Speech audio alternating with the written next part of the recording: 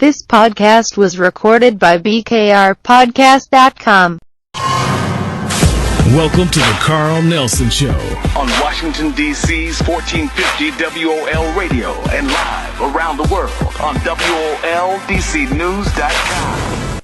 Attention to politics. Our guest is Geo-Political Analyst. You've heard him here before, Craig B. Hulet. Craig, welcome back to WOL. Hi, good evening. Craig, one of the things you talked about, and it seems more and more apparently, but you told us, it may have been a month or so, that AFRICOM has been going on it's been sort of bubbling under the surface, and now that it seems like everybody's talking about it. Fill us in. What's going on with AFRICOM, and what is, for the folks who don't know, what is AFRICOM? AFRICOM is the Pentagon term for its command center in the African continent, just like SOCOM is for the Southern Command for the Pentagon in Latin America. There's a Euro-Northcom. Each area of the Pentagon has a designation. AFRICOM is that designation. NATO just sent troops into several different regions into the area. Very little press about it. Mali is under siege by both the French and American-backed forces. All of these have reasons behind them. It's not, unknown as to what we're doing. We right now, the United States Pentagon, our largest footprint is that's a Pentagon term to determine how many bases, how many personnel, what we've got actually on the ground on the continent. The African continent now has the largest Pentagon footprint in the entire world. So I've predicted for a long time, long before this was any part of the news, that Africa would be the next area after the Middle East. Doesn't get settled, but it gets put under control by the corporate Pentagon. Some people call it the New World Order. Once the Middle East is settled, Africa, beginning in North Africa, is the next place that they're going to start. So in the next 15 years, you will see American troops in large numbers deployed in North Africa first, then all throughout Central Africa. Eventually, the entire region. He just joined us, and you haven't heard Craig before. Craig is started as a speechwriter and special assistant for special projects to Congressman Jack Metcalf. He's been a consultant in federal law enforcement in the DEA, ATF. He's worked for the Homeland Security over 25 years, written 4 books on international relations and philosophy. His latest book, by the way, is called The Hydra of Carnage, Bush's Imperial War Making and the Rule of Law. It's an analysis of the objectives and delusions of empire. That's a long title for the book, but basically what he does, he's a geopolitical analyst. He analyzes these things and then reports back. He's got a roster of people who pay for this information. You're getting it free right here on WOL. And Craig, we talked about AFRICOM. He's been mentioning this for the past few months about AFRICOM. Now the word is that the United States is in a full flight in AFRICOM. But why now, Craig? Why now? Well, there's a couple of reasons. One, water resources is the most important one to my way of thinking. But the arable land throughout Central Africa and North Africa has been being bought up by Monsanto, Archers-Daniels, Midland. Every major multinational corporation that has their finger in the pie of foodstuffs has their finger in the pie of the African continent.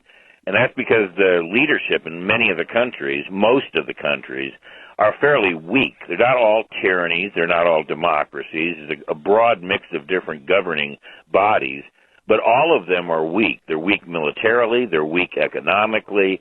And so they're ripe for the plucking. You can go in, a multinational corporation can send their people in, and with really, when you think about it, very little money is needed to bribe the leaders of these African nations to sell the land and the water rights to the multinational corporations. In exchange, those corporations bring with them the protection of the Pentagon. I know most people won't hear it put so bluntly, but our corporate structure, the multinational monopoly structure that traverses the globe, it brings in tow the guarantee that once we buy the land, once we buy the water rights, once we begin exploring for oil, we'll also make your position as a governing body more safe, because we will bring on the heels of our exploitation of the raw materials, and I mean that in a literal sense, not a derogatory sense, the exploitation of the raw materials. We're backed by the Pentagon. They can state it openly. And they can prove it because many of the people bringing this lobbying message to the African leadership are former generals, admirals, they're people with the CIA, the FBI, retired, many active duty.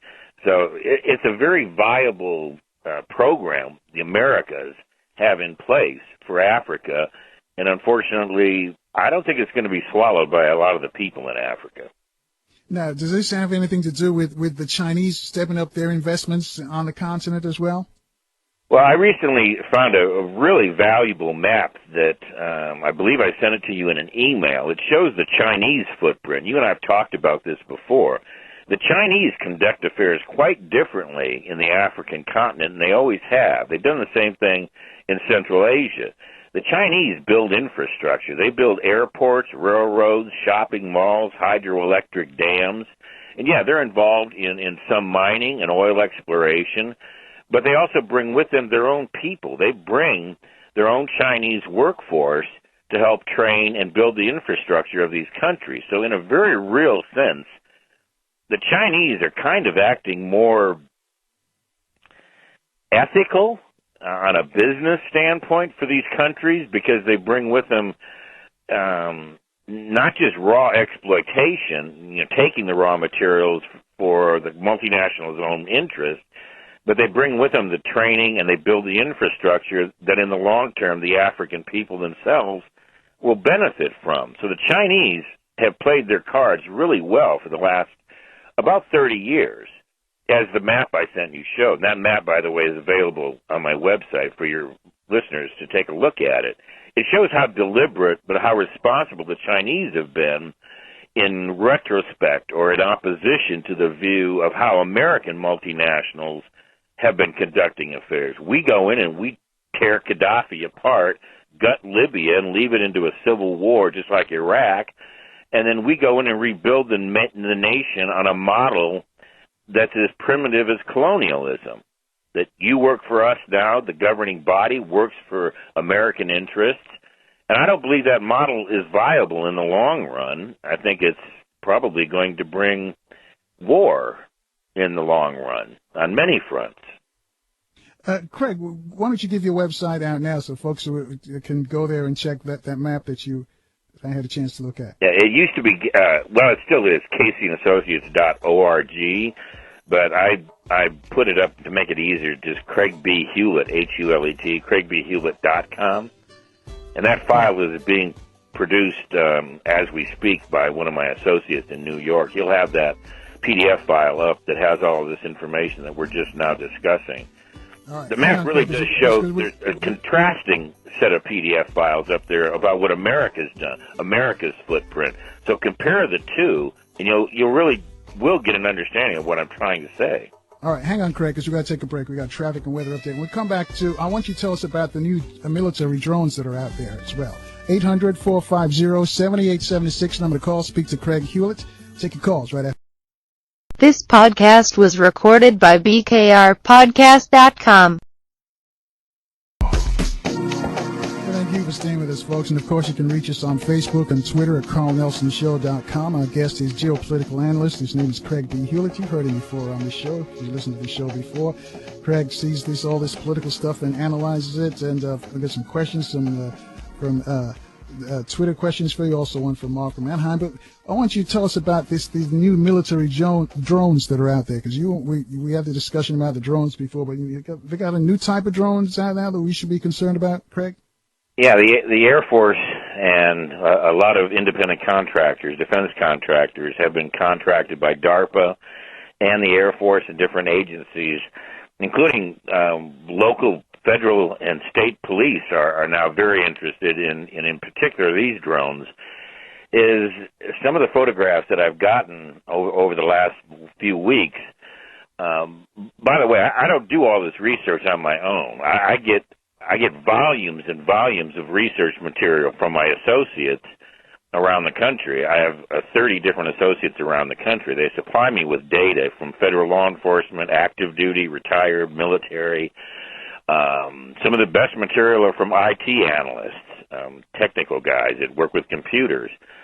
And what I've gotten in the last couple of weeks, then I go through all the data and try to sort out what I can condense and hand out to the public and make some sense of it.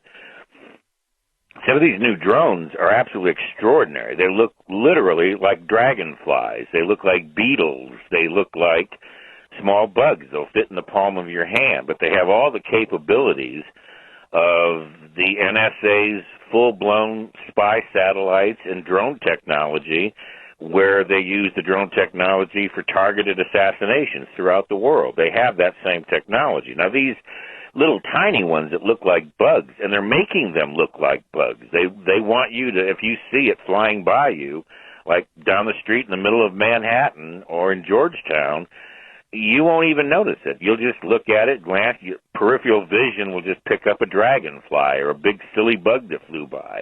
The fact of the matter is, it's likely to be a drone, and you're likely to be the target of surveillance on a scale not even Orwell could have imagined. And this is completely, these people are absolutely relentless in this technology because there's no controls whatsoever on the direction, who will use it, and how vast the surveillance will become. There really is. In fact, Feinstein's new law on NSA surveillance actually doesn't reform anything. It codifies everything that they've done in the past that is deemed illegal. She made it legal. So, amazingly, the American people have no clue as to how far this thing has gone, but even smaller clue as to where we're headed. And it's pretty extraordinary. This country will be under surveillance on a magnitude of exponential coverage that we can't even comprehend today. None of us can. Not even the best brains in the world have any idea what this will look like in 20 years if it's not scaled back in the next few years. It's completely out of control. Craig, you said these new drones look like insects. Yes. So they're that tiny that you're not saying they look like birds. You're saying they look like are you talking about mosquitoes or a little bigger or what? A little bigger than a big beetle in some cases, but about the size of a good-sized dragonfly if you live in the Midwest or in Texas or in some of the southern states. In fact, they even make the wings look like dragonfly wings. You won't even notice that it's a drone. You won't hear it. Likely you won't see it, but if you do catch a glimpse of it, it'll be so fast, you'll just think, well, that's the weirdest insect I've ever seen. They were only the size of birds recently. They've already gone far past it. That's what I meant by the relentless in the making it, that's the title of the paper, by the way, is micro drones. They're making them so small now that they can perch it on a fence post and be staring at you, and you'll never even notice it. Your dog won't notice it. Wow. I got a cat that'll notice it. So these drones that look like insects, what can they do? Are they just for looking, or can they have weapons? Audio, visual, they can keep track of you, they can collect data, your conversations, who you meet with, who you're talking to on a street corner. It can pick up the signal off your cell phone directly. It has all the capabilities of all the larger drones. All of it simply being miniaturized. You know, that's one of the funny things about science fiction movies. Some of them are always really stupid because they don't go far enough into the future, but the guns and the weapons keep getting bigger. But my background in the military was as a weapons specialist, and the fact of the matter is everything gets smaller. That's the point of the advancement of technology, is to make the weapons smaller. Star Trek had it right. The palm phaser in the size of your hand. And that's where we're headed with everything, including hardcore weapons to be used against human targets. And they can control these remotely from how far away? 1,000 miles away. 1,000 miles away. And at some point, probably much further than that. We've got over 1,000 bases throughout the Middle East and African continent right now. 1,000 bases strictly for the use of drones. They expect to have 33,000 drones in the air over American soil, 33,000 in the next 10 to 15 years. FCC is the one who authorizes it. FAA is authorizing the larger drones to fly because they fly in airspace. But these little bitty insect buggers, they're not even going to need FAA approval. and they're already using them. I'm not talking about something that's just purely experimental. They already have them. They're already using them and manufacturing them. Are they using them stateside or overseas? FBI has already admitted that they're using them stateside, but, they're not going to tell you what they're for, who they've been deployed against, but Mueller has admitted the FBI has already deployed drones for surveillance purposes here stateside. And I've gotten reports from most major cities over the past year. People have seen them. A few of them have crashed. That's the other way we know. Another report that I put out about 2 months ago, how we know that they're flying drones, including the Air Force, the Navy, the CIA, is some of them are crashing, right? Flying, hitting the ground, and disrupting traffic on freeways until they can clean up the mess. So I'll make a prediction. I know it may sound very strange at this point, but I'll make a prediction. More people are going to die from drones hitting them than that the drones successfully deter terrorist attacks. Now, is that why they said they're using these drones to deter terrorist attacks? Is that the reason the president signed off on this? Yes.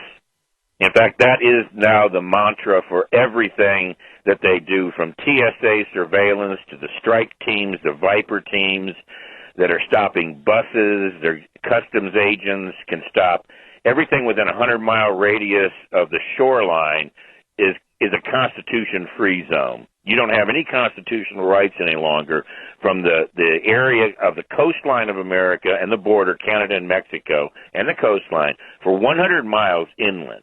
That area under Homeland Security is a Constitution-free zone, and all of it's touted under the War on Terror. All of this that you'll hear from me and many other people like Snowden, the surveillance of all of our telephone conversations, our emails have been snapped out of the air by NSA. All that you've been hearing about it is all under the guise that they're preventing terrorism, yet there's no evidence they've ever deterred even one significant terrorist attack.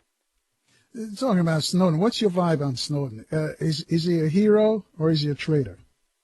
Well, I know he's not a traitor. He's a whistleblower. He didn't do anything deliberately with the Russians, the Chinese, or the Israelis to harm American national security. What he did is he blew the whistle on illegal surveillance in violation of the U.S. Constitution of the American citizenry on a massive scale, never seen before. And Snowden isn't the first one, nor will he be the last one. There'll be many more after Snowden. He's been singled out, and they're trying to make him look like a traitor, and he should be, hit with a drone strike, I suppose. Is he a hero? To many people, yes, he is a hero, but that's a really strong word. I think what he did was in the interest of the Constitution and the American people in general, and he saw that NSA would never, ever control itself. It would never put restrictions on the data they collected on their own citizenry in violation of the Constitution. He also, he was a defender, if you recall. I don't know if your listeners know this, but he was a defender of NSA surveillance for years. He was in favor of it. He believed that it was for national security in the immediate aftermath of 9/11. But then, as he became more and more involved personally in the amount of data and who it was being collected on, he realized that it had gotten completely monolithic and out of control. All right, hang on a second. And that's why I think he went public. We got to take a break. When we come back, I got to ask you about some more on the NSA spying. Folks, you too can join the conversation at 800-450-7876. We'll take your calls right after this short break. This podcast was recorded by BKRPodcast.com. And thank you for staying with us, folks. Of course, you can reach us on Facebook and Twitter at carlnelsonshow.com. You can follow us on Twitter and like us on Facebook at the same address as well. Our guest is Geo-Political Analyst Craig B. Hulet. The number to call to speak to Craig is 800-450-7876. Let's take a call. Let's go to line one. Darren's in Baltimore. Darren, you're on with Craig. Yeah, good afternoon. How are you, Mr. Nelson, and how are you, Brother Craig Hulet? Good. Good. It's an interesting call. I had you on the show today. I was on your website this morning, so just keep up the good work. Found it very fruitful as far as the information. a few of us have, I think, pointedly referred to President Obama as the drone ranger, since you brought up the issue of drones as opposed to the Lone Ranger. But I wanted to talk about some of these diversions and some of these distractions. I had a question for you. First, on the so-called LAX airport shooting, clearly those that looked at that and examined that could see that that was a false flag. I don't know if you saw it and saw the mannequin they actually had in a wheelchair with the police pushing him down the street, making it look like he was a TSA worker. But clearly I believe that was a distraction and a diversion from the big story last Thursday going into Friday, which was Israel attack on Syria, which I haven't seen in any of the mainstream news media in the West talk about Israel open attack on Syria, which could lead to, of course, Russia and Syria retaliating. Also on that issue, as you've been talking about and a few others around the issue of oil being discovered along the Golan Heights and 10 miles into Syria, and why you have Genie Corporation with Dick Cheney, Michael Steinhardt, I believe Rupert Murdoch, and one of the Rothschilds who's on the board of Genie Corporation, which is now has been given the contracts with Israel. I'm curious why I guess Syria hasn't done what Singapore did when they sued Japan, when Japan was trying to infringe on their land regarding the issue of oil that was discovered in Singapore. I think those are my... Wow, you've given me a lot there already. Yeah. Well, I think because this issue of the Middle East, as you talked about, is about water and ultimately about oil. You're absolutely correct. One of the things, the difference between Japan and Singapore or anywhere else in the world when it involves Israel and the Middle East is Israel has been described as the tip of the spear for U.S. imperialism. And although the imperialism, I don't think, should be blamed on the U.S. because that kind of makes it look like us, you and me. And this imperialism that's taking place throughout the world, or a new form of neo-colonialism, has a corporate side to it that's, the American people don't stand to benefit from it. And I think our government no longer represents the American people. Now, since you've been to my website, I know you'll know that I've been a harsh critic of Bush, Clinton, Reagan, and the future Jeb Bush that's about to be president after Obama leaves. So This is not about black and white or who's in the White House. I don't really give a damn who's in the White House. The fact of the matter is we've had an empty suit in the White House since Kennedy. And nobody runs the show except the multinational corporate banking structure and those people that represent them in the House and the Senate. In the White House, every White House representative represents those interests. Right. So does that mean that every time an incident happens like 9/11, it's a false flag? No, of course it doesn't. This government is prepared to exploit any incident, anywhere, anytime to achieve its objectives, and give it to Condoleezza Rice. She's the one that said it first, not me. 9/11 opened up opportunities to achieve objectives that we otherwise could not have achieved. Quote. Right. That's a quote from her. Right. I have it memorized. Right. So understand what I'm saying. I'm not putting anything at the foot of Obama, and certainly not because he's a black man.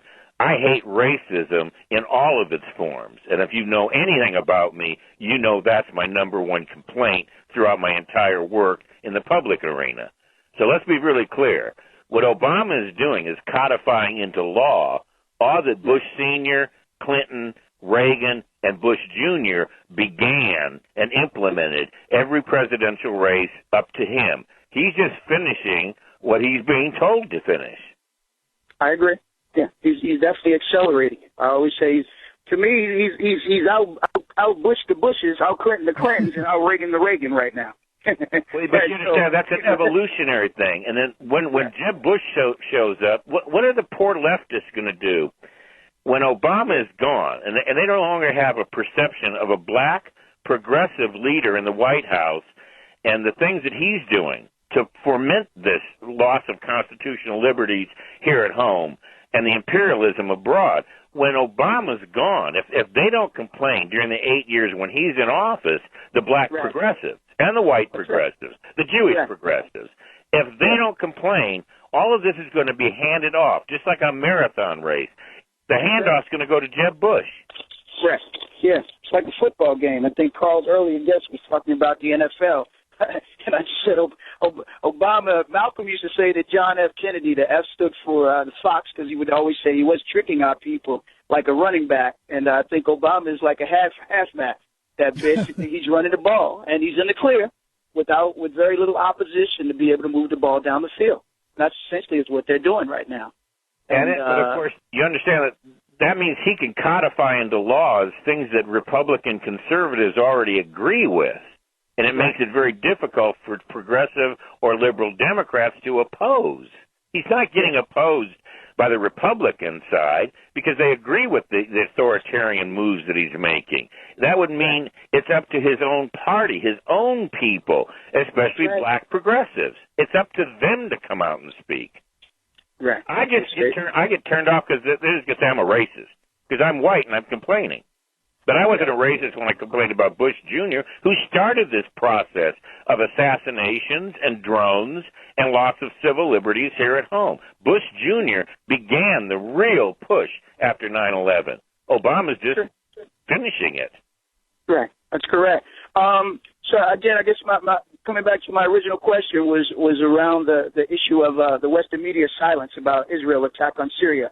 I think it was Thursday going into Friday. Are you familiar with that? Oh, yes, yeah. In fact, it's part of the paper I just produced and put up on the website.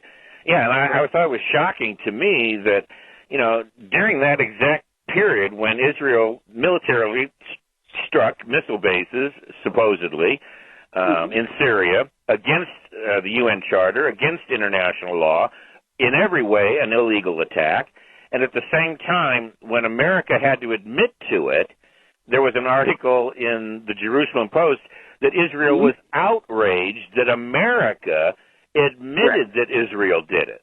In other words, we admitted that it was true, that Israel attacked Syria illegally, and that Israel is outraged, and they even said there could be severe repercussions because the White House admitted that Israel did it.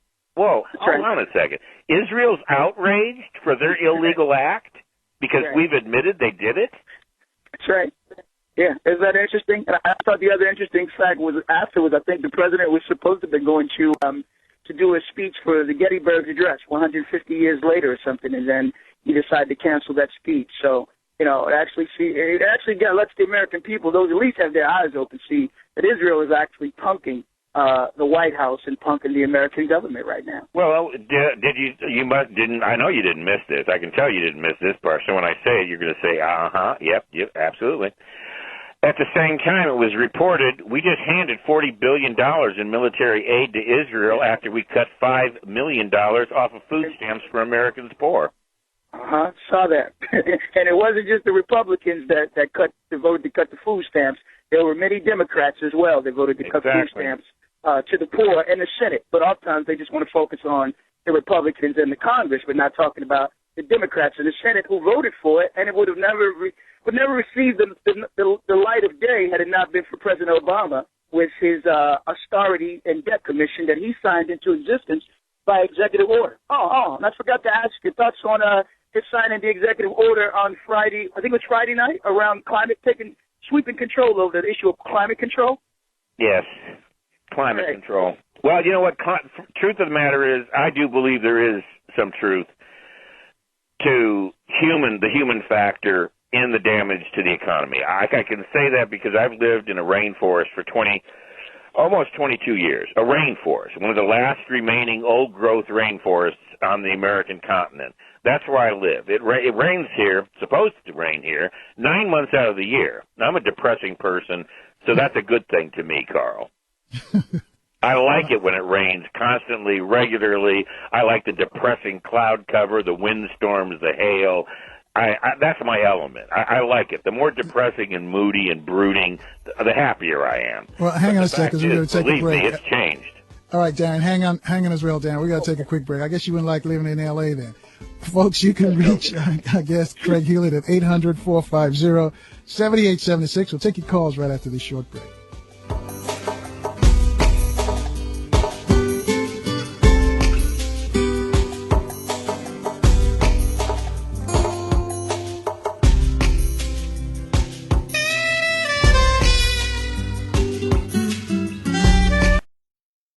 podcast was recorded by BKRpodcast.com. And thank you for staying with us, folks. Our guest is Geo-Political Analyst Craig B. Hulet. A lot of folks want to talk to him. So, Dan, I'm going to let you wrap up your question for Craig. Yeah, well, I think my last question was about the new, not the pipeline, but the new train, I think, that was built in Turkey that connects Europe to Asia now. His thoughts and comments on that development, which I thought was just fantastic to see. Well, there are a lot of good developments. That is one of them. Unfortunately, I'm not sure how it'll be used in the future. I don't know whether NATO is going to keep Turkey as part of NATO. I don't know where Turkey is going to fall in the mix of this. Right now, some of the worst elements of terrorists are using Turkey to deploy into Syria. And in some cases, there was just a report just 3 days ago that our U.S. Special Forces, including their CIA handlers, on the way out of Syria, headed north, walked right past al-Qaeda terrorists being backed by other CIA operatives, bringing them into Syria. So the mess that we've got in that region doesn't tell me a lot about what's going to happen in the Baltics when all of this settles, because I'm not sure that the pipeline going through Syria is going to allow to be stand. I don't know. I know what they want to see happen, and I know who wants to control what's going to happen. But I've said this now for years. Once we leave Iraq, we leave Afghanistan. Once those things are settled, there's other regions they're going to infringe on the sovereignty of the not the USSR, Russia, Turkey, the Caspian region, Kazakhstan, and those things are going to bring China and Russia right to the forefront. So the potential clash about what we're doing, and I say we, I mean Obama, the White House, the Pentagon, and U.S. multinational monopoly corporations. What we're doing, we are literally, in my opinion, this is just my opinion, we're bringing us perilously close to a world war. Not nuclear, but certainly conventional. Right. All right. Thank you for taking my call. Keep up the good work. Let's keep moving, folks, at 800-450-7876. Let's go to Joseph. Joseph's up in Boston. Joseph, you're on with Craig Hulet. Good afternoon. I'm calling to your guest, Craig. Craig, you talk about American involvement in North Africa, but I like to look at a region, I think that's Southwest Africa, Angola particularly. Now, we fought a Cold War, proxy Cold War with the Soviet and Cuba over Angola. The same man is president at the time. Angola has one of the fastest growing economy in the world. They have everything from bauxite, diamond, oil. They expect that they might have a larger oil reserve than Nigeria. Now, you talk about China. China is all over Africa. They're Africa's largest trading partner, and they're playing a major role in Angola. Is America have anything going on with Angola? Yeah, I think America has the largest military footprint in our history in the entire African continent. I think the confrontation in Africa is going to be with China. It's going to be over Angola, Niger, Mali, Zambia, Zimbabwe. There's a lot of Chinese involvement there. Even in small places like Madagascar, off the coast of Mozambique. They're everywhere. The Chinese are everywhere. But I'll repeat, they're there. There's a map that's just been posted on my website in one of the PDF files. Oil and gas is the number one thing, the most important thing. About 20% of all Chinese investment is in oil and gas. That's true. But if you look at the total sum of investment, the largest amount of it is other mining, railroad, hydroelectric dams is number 4. They're actually building an infrastructure. Now, I look at it from not an American point of view. This is not an American empire. Noam Chomsky, I'll repeat, MIT, Noam Chomsky, you're wrong. This is not an American empire like Rome, because the American people would benefit from it. We're not going to benefit from it. We're going to suffer because of it. The multinational corporations are not going to allow the Chinese to build the infrastructure and then control the raw materials. And if we have to go to war with China, the Pentagon will follow Western corporations and that's my greatest fear for the African continent. That'll be the confrontation, because you're absolutely right. China is all over the map in the African continent. All right, okay, have a good night. All right, thanks, Joseph. Thanks for your call. Let's keep rolling. Let's go to line 5 at 800-450-7876. Ernestine is joining us from Connecticut. Ernestine, you're on with Hello, Craig how are Hughes. you, Mr. Carl? Good. I have a question to ask you, your guest. You know, everybody's talking about what's going on all over the world, and that's all fine and good. But I want to, what is his take on them shutting the lights off on the East Coast, supposedly November 13th and the 14th? Nobody's talking about that, and it's all over the Internet. I'm not sure why they did that. I really don't. I don't think it was to punish the American people, but I'm not sure why don't you tell me what your take is on, because maybe that'll help me be able to discuss it further. Well, I was reading what they call Grid X on the NERC, and it's talking about how they're going to shut the power grid on the East Coast on the 13th and the 14th. And it's not that much information really being talked about. But I'm looking at the conference. Huh? Shut it for how long? What they're saying is, according to the timetable, the exercise will take place the 13th and the 14th, and they're not sure that the power is going to come back on. Well, eventually it has to come back on. They're not going to just abandon the East Coast in any power grid. There's a lot of reasons why they might shut down the power grid. There's a lot of tests they do. There's replacement of enormous reactors, and I'm not sure why they would be doing it in that particular area. Well, what they say, I'm reading the paper said massive drill plan to test the resilience of the U.S. electric grid. My problem is you got some of these old towns that still have, the towers above ground and not underneath. What happens when they remove them off the grid and can't put them back on? I think they'll always be able to put them back on. But I think one of the things that I've long understood about our power grid in this country is not only its vulnerability, not from a terrorist attack or hurricanes or earthquakes, but there's a real genuine threat that if the American people were to oppose their government in any way that really solidified their strength in a particular region, they can shut down everything. Nothing works in this country without fossil fuel and electricity.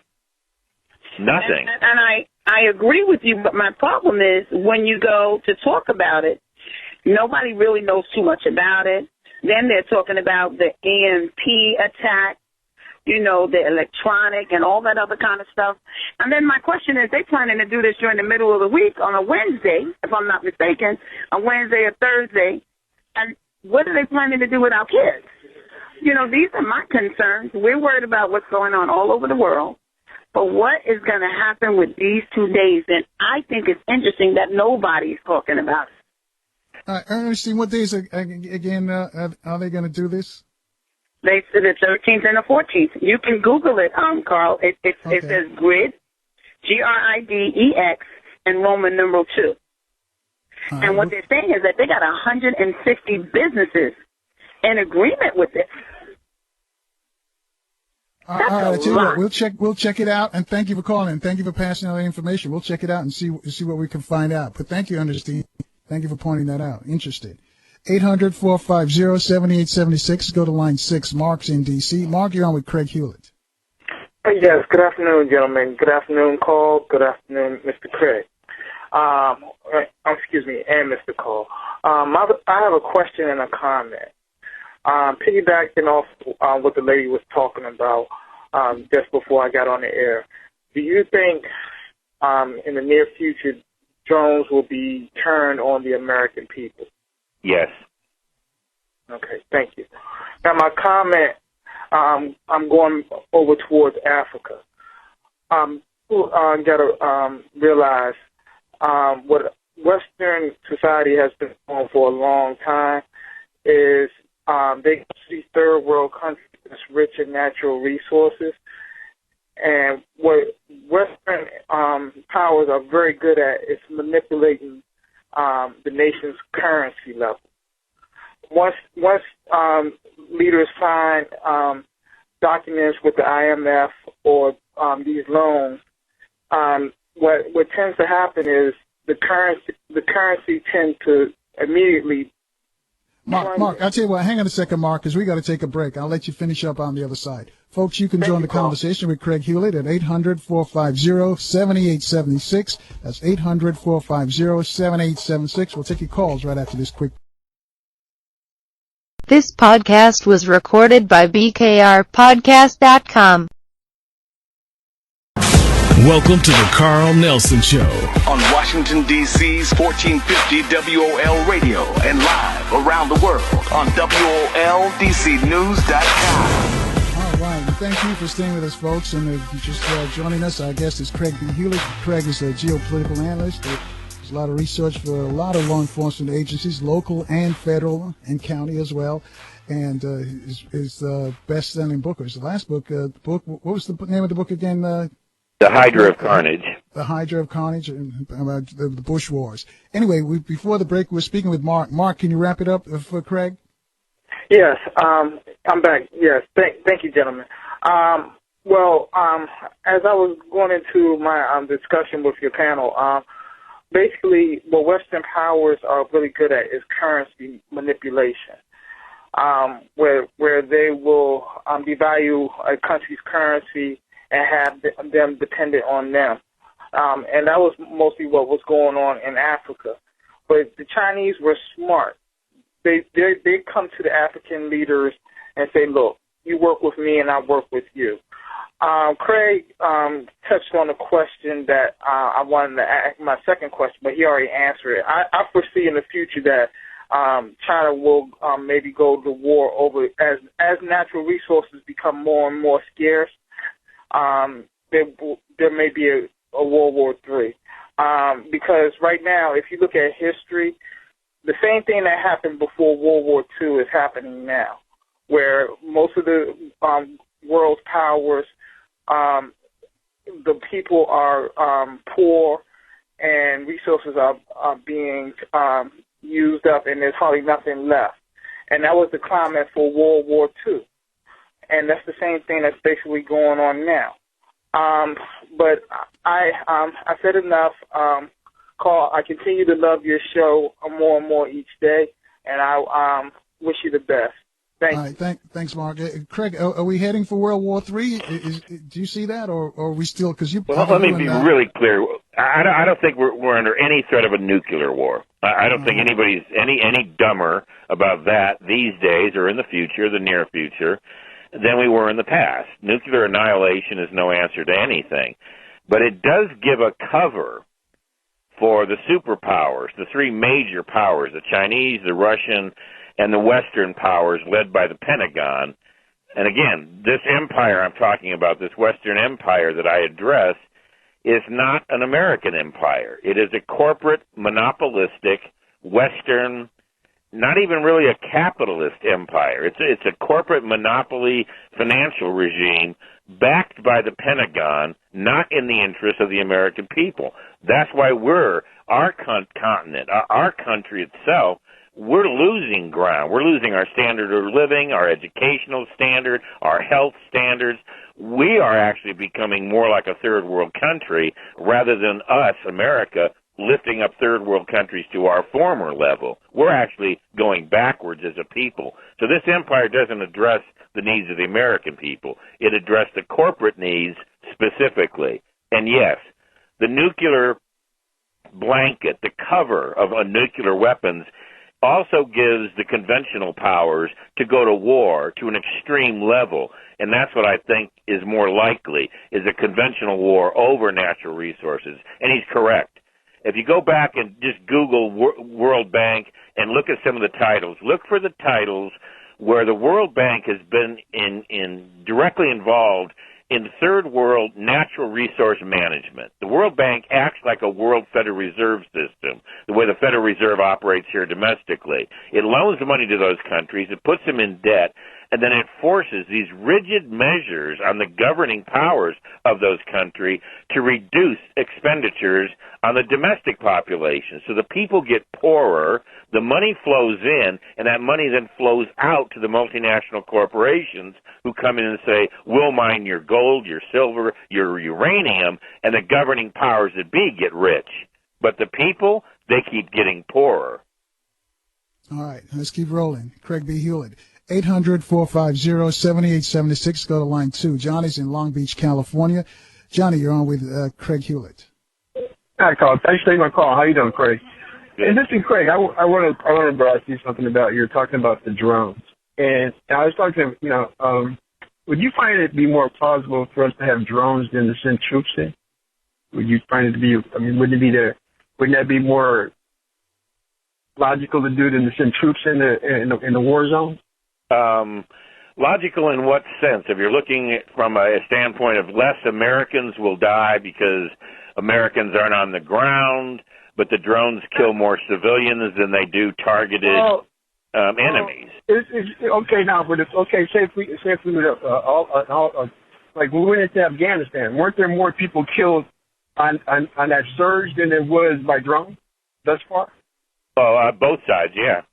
That's one of the things that got McChrystal in trouble is when we did the surge, McChrystal told the troops at Camp Lejeune that were the 30,000 that were headed over there, the only thing that surge was going to accomplish is more Americans will die. Okay, now, more Americans on the ground, more Americans die.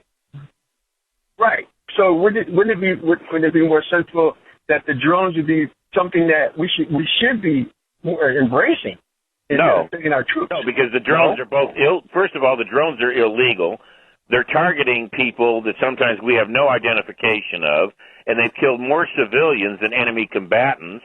And we're doing it in countries where we haven't declared war, and we have no right to invade their sovereignty. The war on terror does not negate international law or the U.S. Constitution.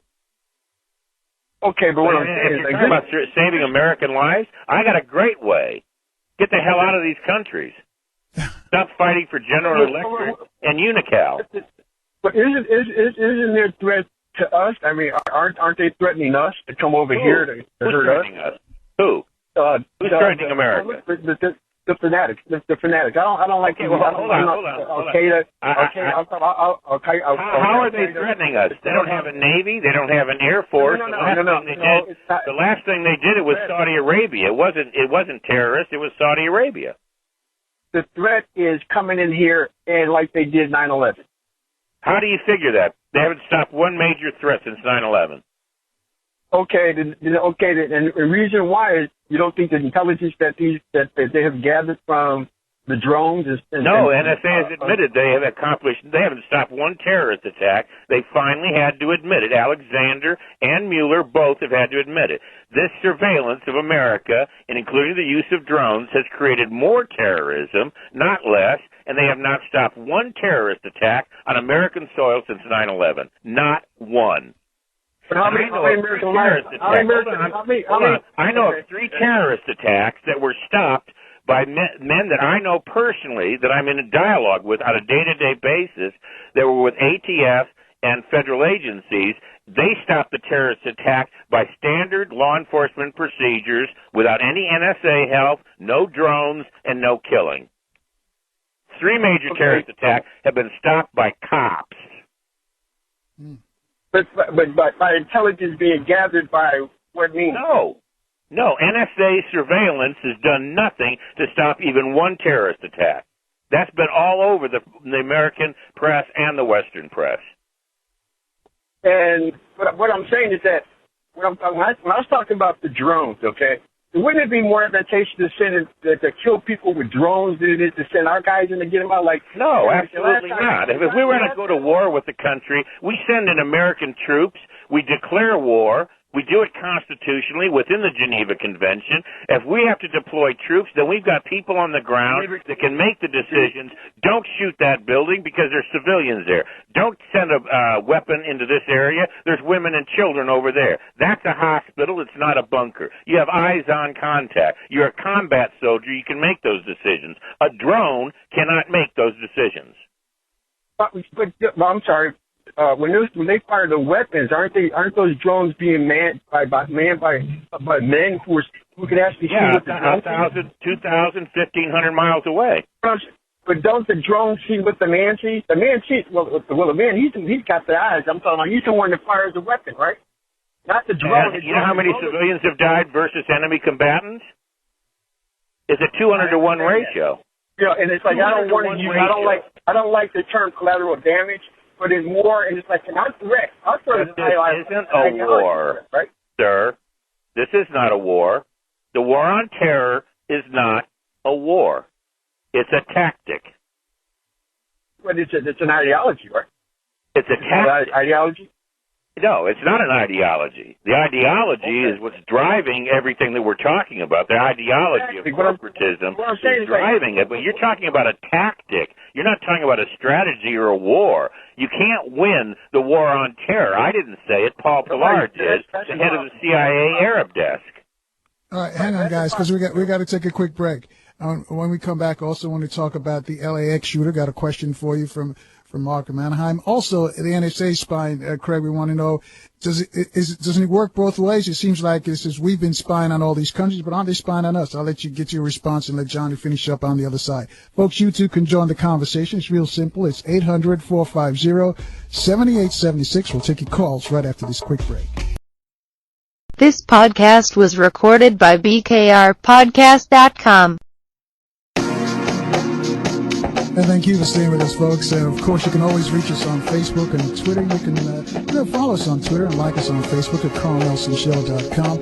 Our guest is Geo-Political Analyst Craig Hulet. From the number to call to speak to Craig is 800-450-7876. I'm going to let Johnny from Long Beach, California, finish up this question with Craig. Johnny? Hey, Craig. Hey, Carl? Yeah, go ahead. Still here. Yeah. Hey, listen, you know what? Just to sum it up, it's like, I would rather for us, because it seems to me that we're in danger when these people are threatening us, and the people that we have killed thus far, okay, they have been trying to hurt us. Now, the targets that they have been going after, those are the only time they use the drones, right? Are they just indiscriminately using the drones? I don't think so. They're using them for the targets that they're at. Oh, so actually, yes, they are. Yes, they are indiscriminately using them. The UN, Amnesty International, the United Nations,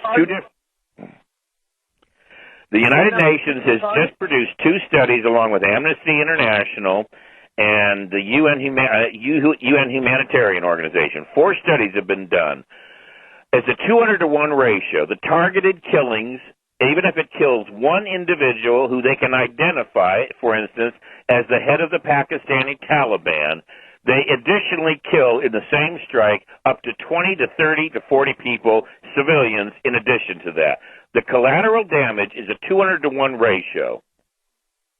So we're not killing strategic, there's no such thing as strategic or targeted killings of supposed enemy combatants. That's the first thing. But the second thing is, who the hell are we to go into sovereign nations and decide who we can and cannot kill without a declaration of war? I'm sorry. I love my country. I'll tell you what. When these countries, have you served your country? Harboring these guys, when these countries have you served your country? Hey, whoa. If they're harboring these guys, you know what? Harboring what guys? So be it. Who are you to decide who gets to harbor who? No, that's what I'm saying. These countries are harboring these guys. These guys are hiding here. I'm sorry. Somalia, Sudan, Yemen, Pakistan, Afghanistan, Iraq. In other words, every nation in the entire Middle East should be subjected to U.S. drone strikes on every Tuesday decided by the President of the United States. I'm not saying that. I'm saying that if there's a target and we're looking for these guys and they're in okay, well, you know what? Just like Bin Laden, was in Afghanistan. When Bin Laden was in Pakistan, the Pakistan government knew he was there. What did they do? Did they turn him over to us? No. Bin Laden didn't do 9/11. Well, you know what? That's who did. Well, if Bin Laden. Saudi Arabia. The FBI has already released a report. Saudi Arabia. Well, it seems to me he was wearing that badge of honor, was he? No, he never admitted to it. Well, let's put it this way. The last administration really lied to us then, okay? They lied to us. You're absolutely correct about that. They lied to us on 2 occasions. About Bin Laden and about Iraq. All right? Look, you know what? You and I are working from 2 different databases. We're never going to be able to even agree to disagree. You're not working from what I would consider a very solid database. You're listening to what the media tells you, which is a mouthpiece for Washington, D.C. and the White House. I'm not interested in what Obama has to say. He's just as big a liar as George W. Bush. I'm not talking about this administration. I'm not talking about this administration. I'm talking about the last administration. I'm talking about both. They're both liars. Then you know what? It's like it's who are you to say that you're not really like misleading people? Well, why don't you go to my website and prove me wrong? I'm open to public. We're going to move along, Johnny. Thanks for your call. Wrong. All right, thanks for taking my call, Carl. All right, thanks for your call. The NSA spying, Craig. Safe to say that Snowden wasn't busted, but he told what the United States was doing. Other countries, I know Israel is spying on the United States as well. So why is this such a big shock? Well, I don't think it's really. Well, okay, it is a big shock that America is spying to the level that it's spying. We never could have suspected that NSA would actually spy on the Pope, the Vatican, while they're trying to decide who's going to be the next Pope. That they would open up emails and listen in telephone conversations with the Chancellor of Germany, our own allies. Israel just came out with an article in the Israeli press criticizing the NSA for the level of spying on those leaders in those countries. It's interesting that, Germany's Merkel didn't have a problem when it was exposed by Snowden that we were spying on the German people, but when it came out that America's NSA was spying on her, then she got incensed. But are they spying on us? Yes, of course they are. To the degree that NSA is spying on the world? Absolutely not. But let me say something about Mr. Obama. I don't care that it's Obama calling the shots today, killing people with drone attacks, any more than it was George Bush Jr. doing it previously. The fact is, it's the president doing it. And when a president says, and he tells his aides, that he's really good at killing people, when the subject comes up about drones, I have a problem with the President of the United States saying such a thing. A lot of people do have the same problem as well, Craig. And some people wondered, would he have gotten the Nobel Peace Prize? And he said that before. Yeah, I think, it can be taken from you. Oh, it can? Yes, sir. I've got a question here from Mark from Anaheim. He wants to know about your opinions regarding the LAX shooter. And he says that, LAX are still locked down. He says right-wing radio will have to conduct damage control because the shooter is one who believes all of this BS spewed by folks like Rush Limbaugh, Mark Levin, fomenting hatred, anger against U.S. government. He also goes on to say that night, George Norrie, hosting Coast to Coast, quickly took the conversation away from gun restrictions and explained the LAX shooting. Norrie actually had the audacity to discuss sociopaths and that some folks are simply, quote, pure evil, just look in their eyes. The following night, John B. Wells went on better by noting that if you spell the suspect's last name, you get C-I-A-C-N-I-S. What are your opinions regarding, and it's for Craig, he says, what are your opinions regarding the LAX shooter? I think we're going to see a lot more of these kinds of things, kind of because not just the kind of message that comes from Fox and Limbaugh, but the idea of the New World Order, the idea that there's something going on in the country that you don't understand, the conspiracy theory side of it, which I reject, by the way. I don't report from a conspiracy standpoint. I use factual data and analysis to come up with a thesis. It's called praxeology. We're going to see more people impacted like the shooter at the LAX. You're going to see more people impacted by it because of their frustration. Whatever it was that he was concerned about, particularly in his own life, whether it was TSA, something was done to him or a family member, I don't know. I don't even know if we'll ever know, truly, what motivated him. There was information discovered that he had some mental problems, that he had the New World Order on his lips. But then, of course, President Bush Sr. was the first one to use the phrase in modern days. So there is something very, very wrong in our country. And the problem is, what database do you use to ascertain and explain events that surround you? If you listen to Rush Limbaugh, I pity you. I think it's a sad, sad day that we have Hannity and Limbaugh and the Catholic crackpot, whatever his name is, that dominate so much of the talk show hosts and media. I think it's a very sad thing that they've come to dominate it, because their take is very often racially biased. They think the Jews or the Jesuits or the Illuminati are behind everything, and they're very limited in their skill sets to take a look at the broader picture of things and see what actually impacts human beings and causes things to happen. We're never going to not have random shooters. But banning guns across the board, which Biden and Obama would do, will not stop random shootings. You could confiscate every gun in this country, and criminals and crackpots will still have guns. Always, forever. Just like Prohibition, you can still find whiskey. There'll always be guns. So banning guns will not solve gun crime.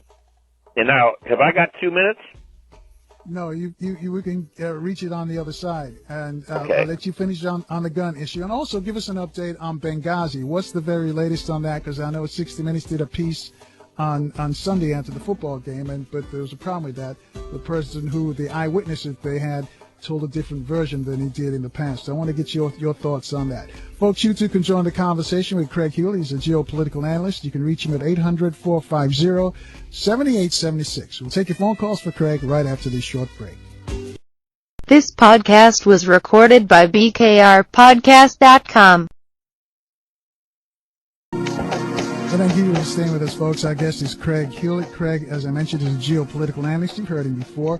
And before the end of the show, we'll give you his website. You can get all this information. He puts out all this information. Like I told you, folks, pay for this information. You're getting it for free right here. And you can ask him a question as well at 800-450-7876. Craig, I'm going to let you finish what you were saying before the break, and then give us an update on Benghazi. Well, I'll have to put this in a kind of a vague way right now. I'm working on a paper that may turn into an article for a law enforcement journal. I'm working with the former head of Intel, with ATF&E, who's now with Homeland Security, the U.S. Department of Justice. I've known him for 25, almost 30 years. I've worked with him as a colleague, as a consultant to ATF&E when they were with Treasury. He's put together a protocol, a process, if you will, to end gun crime significantly in every major metropolitan area in the country. It's been adopted by only 3 cities to date. It's worked almost miraculously. It's a combination of technology, human resources, forensics, where they identify the gun used in a crime and they track the gun, not people. Surprisingly enough, most ATF agents know that if you were to ban guns, it would cause an increase in gun crime, not a decrease. They all know that. I've worked with ATF for over 30 years on and off as a consultant. They all know that. They can target gun crime with something that they refer to as gun crime intelligence, but the ATF is reluctant to adopt the program because of Fast and Furious and the fact that the Obama administration, including Eric Holder, are opposed to anything like this because they want guns banned outright from ownership, period, which will, of course, increase gun crime, not decrease it. But they're not interested in looking at the system that would reduce gun crime, in particular in inner-city neighborhoods. And I can tell you right now, the article I'm writing and the man I'm working with, who's been with ATF&E for over 30 years, I'm not going to use his name until the article gets published. And then he will then be prepared to come on your show and discuss it with me on the air, as other ATF agents have with me in the past. So there are things that can be done to stop gun crime, but banning guns outright from the American people will achieve the exact opposite. That's why gun crime is so volatile in New York City and Chicago, they're absolutely the Wild West for gun crimes because they're the places where the most gun restrictions have been applied. But the gun crime intelligence process that I've been exposed to is not being implemented. That's the first thing. Second thing, and I will address that when the article does get published in one of the law enforcement journals, you'll be the first to know, Carl, and I will have the former agent, head of intel in one of the districts, and an SAS, agent in charge of his division. I'll have him on the air with you. So when I say you're working from a different database, listeners, I mean it. You're working from a different database. I don't get on the radio and propagandize for Democrats or Republicans. Benghazi, it's going to be a real mess because the Admiral of the Fleet in the Mediterranean has already come forward and admitted openly that he could have sent backup in a heartbeat. He could have had TAC teams on the ground in a heartbeat to save that Benghazi consulate at any time. He was denied the right to do it. They had troops on the ground that could have done it. They were not called in. They were told to stand down. And Representative Steve Stockman is proposed House Resolution 306, which would provide for the consideration of House Resolution 36, to put together a special prosecutor and have the U.S. House and Senate investigate it and bring those responsible for the travesty to justice. And that would be none other than Hillary Clinton, her staff, and possibly the President of the United States. So who ordered them to stand down? The State Department, and they believe it went all the way to the White House. Do they know who gave the exact order? Hillary Clinton. And do you think, you say you don't see her running. Do you think this is what's going to happen? Oh, she's going to run. She's going to run. She's likely going to get the nomination, but these are the kinds of things that will keep her from actually winning the election against Jeb Bush. They want her to run. That way no good, solid Democrat that would dare represent the American people from the Democratic Party will have the opportunity to run. They want somebody to run that they can control and eliminate if necessary. We do have an oligarchy in this country that decides who runs for president in a two-party system. But I will tell you something. I'm starting to look at things a little differently in my old age. I've been doing this 35 years in the public arena. The fact that more people refuse to vote for one reason or another than actually turned out to vote is a pretty damned significant victory to me. It says a lot of the American people know the system is rigged. The two-party system is a fraud. There's, on the issues that matter, there's no difference between the Republicans and the Democrats about the issues that matter. They're bought and paid for by the same bankers like Jamie Dimon and Hank Paulson, Goldman Sachs, Bank of America. Make a list of the 100 top defense contractors and multinational corporations that are monopolies, and that's who owns the House and the Senate. We need a change in government. We need a regime change here at home if this constitutional republic is going to survive. All right, I got a Facebook question for you. It says, Craig B. Hulet from last week, the president has a lot of accountability, but is he really this all-powerful enemy of the American people? Why aren't the legislators held accountable for the bills they passed that have shredded the Bill of Rights? And what of the agencies that have the power that even the president does not control? Why not work on putting pressure to repeal the unconstitutional portions of the Patriot Act or the emergency powers which are now in effect federally in most, if not all, states? So he wants to know, is this possible? Because he says that what he hears from you is that there's a setup for an assassination for the president. Oh, I don't think nobody wants to assassinate this president. Who would want to assassinate him? He's doing everything that the powerful, the wealthy, and the elite in this country want him to do. He's helping, right along with George Bush Jr. previously, to strip the American people of our constitutional rights and liberties. Who better to do it than a constitutional lawyer? Everybody's going, that doesn't make sense. He's a constitutional lawyer. But if you want to strip America of its constitutional rights, who better to do it than a trained, educated, constitutional lawyer? So, yeah, I don't think anybody wants to remove Obama. Jamie Dimon is his number one man in the banking industry. Hank Paulson has been his mentor since before he was a senator back in Chicago's days. He's owned by Wall Street, lock, stock, and barrel, just like Bush Jr. was. He's an empty suit. He's not all powerful. He's not just the sole enemy of the American people. That the guy that sent that message has got to hit it right on the head. The House and the Senate can remove him and impeach him, and there is a call right now. There's a book out saying how many areas he's violated the law and the Constitution, and he should be impeached. I agree with that. But I thought Bush Jr. and Clinton, who was impeached, but for a stupid reason, a really, really stupid reason, I think he should have been impeached for his advocacy of NAFTA and the World Trade Organization's formation. But no, we, the American people, have no power whatsoever to direct the two houses of Congress to defend the Constitution and our civil liberties. We are without power. And until we remove 535 whores, no insult to the working girls in D.C., I don't want to insult any. They're earning a living in a means and in a proper way, and I have no problem with them. But the 535 members of the House and the Senate are nothing but whores to the corporate world. The banking, the defense contractors, the multinationals that dominate every aspect of our life, they own the House and the Senate and the White House. And until that changes, nothing can be done. Absolutely nothing. So to sit here and argue that it's more advantageous to kill people in foreign countries with drones, why don't you start looking at the actions of your own government here domestically, and then tell me where our government, that I do not believe any longer has been democratically elected. The system is completely abused and manipulated. Everybody inside the Beltway knows it. Everybody that's got in a car that's a staffer that works for a congressman or a senator knows what I'm saying is true. But they're making more money than the average American.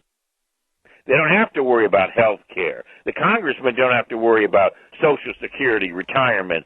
You know, each president now gets absolute pristine Secret Service protection for the rest of their lives. They live in a completely different bubble than you and I. All right, we got to take here a break. On the street, it's Craig, over. We got to take a break. So hold that. So when you come back, you mentioned that the president has done some things that are impeachable. I want you to give us a list, or at least give us a couple that you think he should be impeached for. Folks, you too can join this conversation with Craig B. Hulet.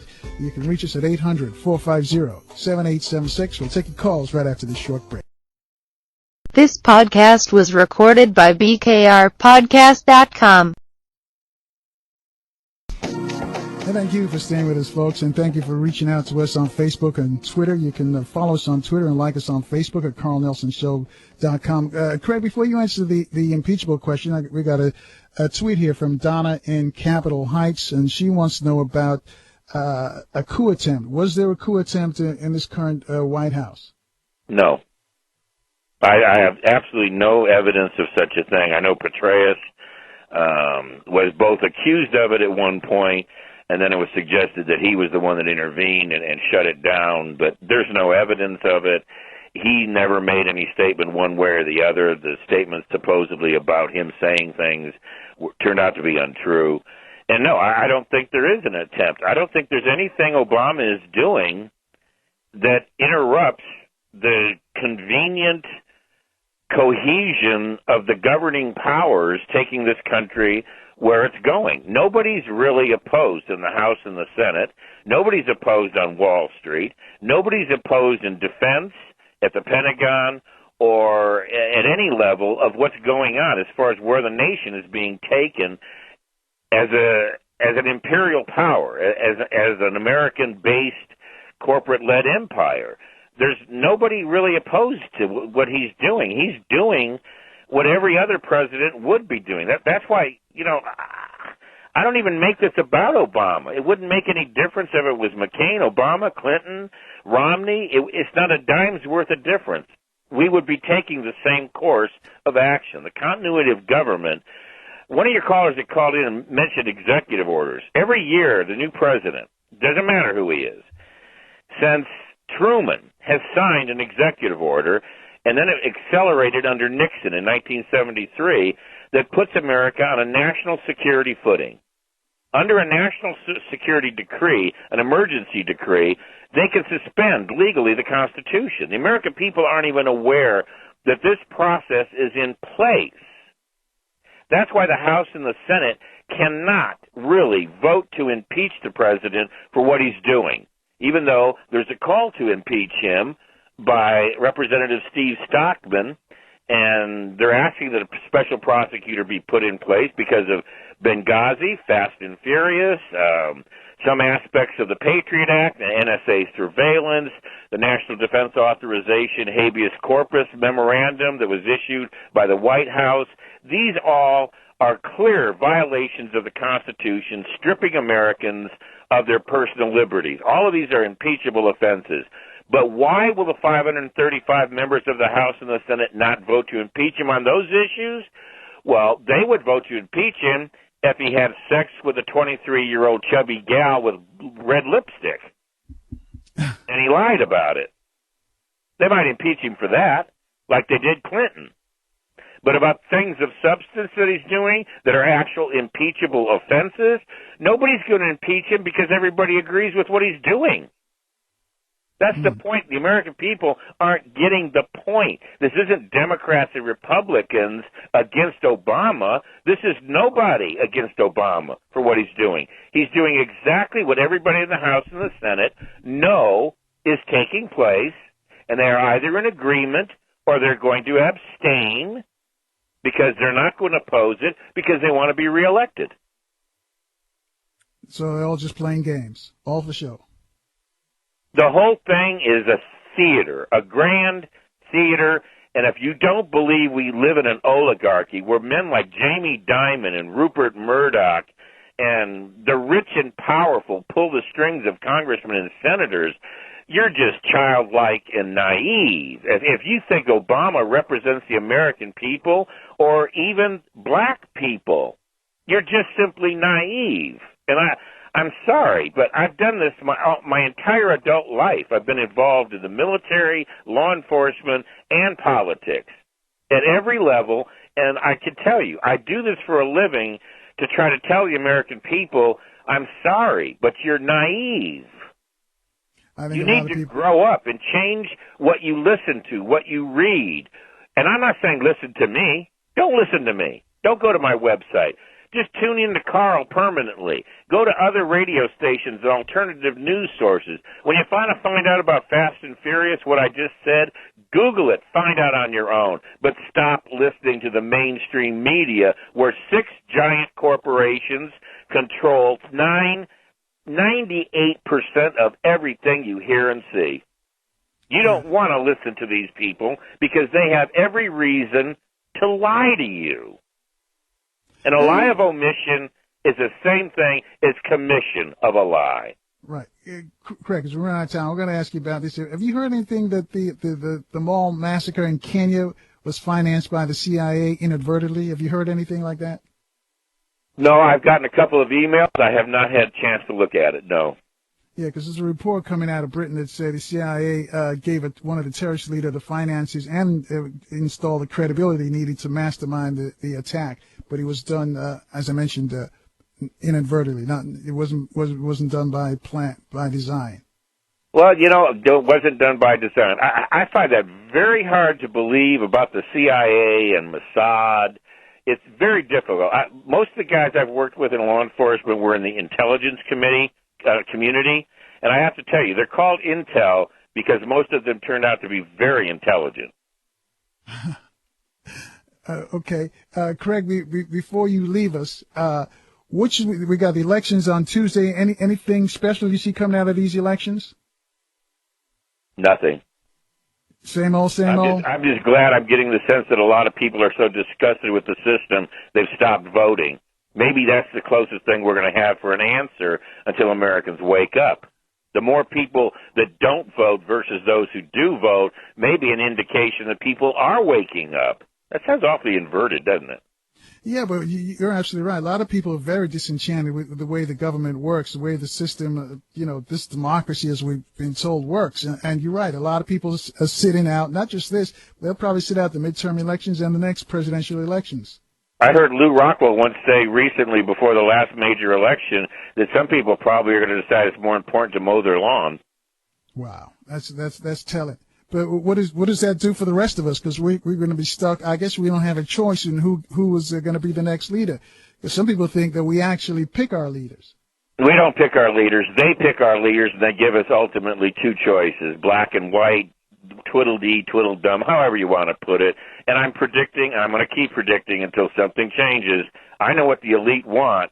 They want all this power transferred from the people, from the Constitution to the executive branch, and then they're going to hand us Jeb Bush. And you're still sticking by it, and you're still saying that Hillary's going to be the Democratic standard bearer? I think the Democrats are so pathetically weak and demoralized by what Obama's doing right now that 100 of them are going to run for the nomination, but it's already decided. The progressive left, the lesbian left, they want Hillary. They're going to get her.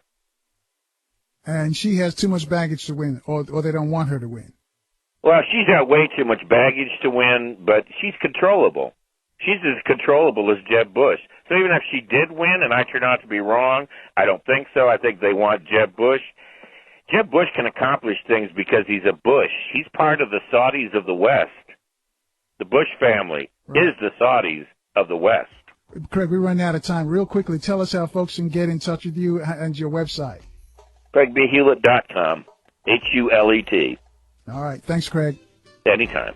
All right. That's Craig B. Hulet, folks. I can say he's a geopolitical analyst. A lot of people, they pay him for this stuff to do this research, and works a lot of federal, local, and state agencies as well for this information that you're getting for free right here on WOL. We got to move out of here and make way for Andre. He's up next. God willing, we'll join you tomorrow, 4 o'clock, right here on 1450 WOL.